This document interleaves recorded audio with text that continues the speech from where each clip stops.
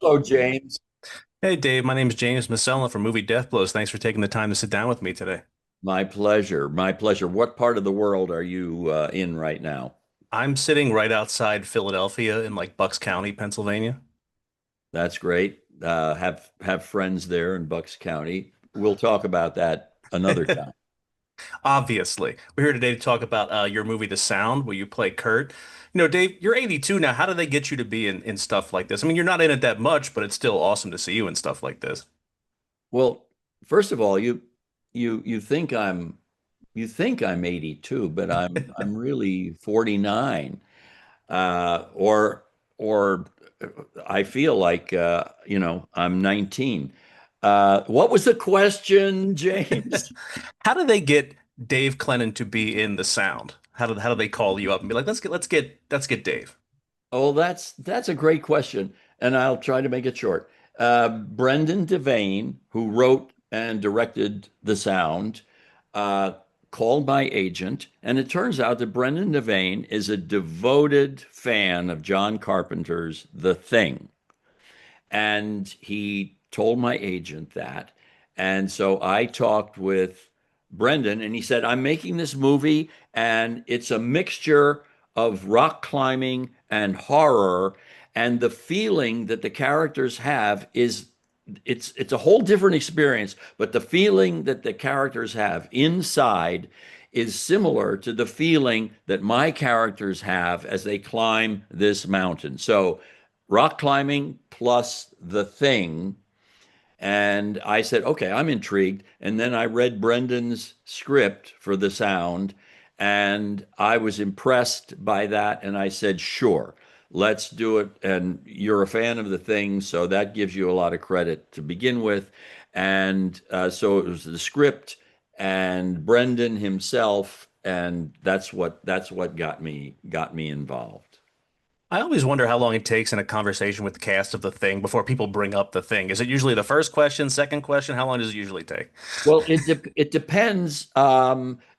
It depends on whether you're a fan of horror films or some other kind of film. But people who love horror really, The Thing is up there in their minds. It's in their top five favorite films, right? Especially when it comes to sci-fi horror, it's like The Thing, Aliens, Predator, stuff like that. Yeah, yeah. It's in a good. I forgot about Aliens. That's a Right? wonderful film. That's what I do. That's what I made my bones doing, talking about aliens and Ridley Scott and everything like that. Great. Yeah, yeah. I did sit down with a castmate of yours from The Thing, Keith David, not too long ago. I got to talk to Keith. It was such a pleasure to speak with him. He's such a cool, fun guy. What was your experience like with Keith? Uh, I've had experiences with Keith since then. Um, and I have to ask, what was the occasion? You said you and your kids sat down with him? I got a chance to sit down with him. He was doing some voices for this new movie called Sneaks. It's like an animated movie about sneakers.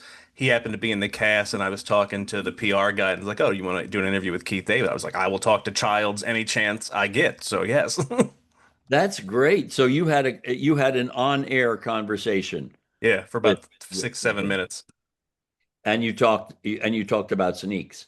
Well, I did a play with Keith about a year ago, a classic American play called Our Town, and he played the most prominent part. He played the stage manager in this play with me, and it was a good experience for me. He's such a cool, fun guy. Especially like his voice just gets me because it's like one of the great voices like I've ever heard in my entire life and everything like Yeah, that. yeah. You go back to the sound, you play Kurt in this movie. You're not in it that much, but you're still there. Like, how long did it take you to shoot your scenes for it? Was it just like one day real quick or something like that? Or Well, Brendan Devane had shot all of the sound. He had all of the sound on film, and then he had to do this little moment. And so he shot it in my wife's office room space in the back of our house in less than 2 hours. And so that's it. That's and then when you see the movie, I am on a computer screen in the big screen for maybe a minute. And but I want to tell you, I want to puff myself up a little bit and Go say for it. that Kurt is the guy who put this whole team of rock climbers together. And you have to ask yourself, why did he put these particular climbers on this team for this special mission of climbing to the top of this traumatizing mountain? And so I'm blowing up the importance of my character um, to explain the short scene that I have in the film. But thank you for asking. No problem. We were talking about we know you're not over 49. You still look good for 82. Do you ever see yourself retiring? Or you're just going to keep doing this until you can't anymore? Yeah, I want to keep doing it, and of course in my mind I'm always doing it. Uh, Not to harp on the thing so much, but we have to keep going back to it because it's such a famous movie. But you played Palmer in that. Windows blast him is a line I say all the time because it's that scene that like makes that whole movie for me.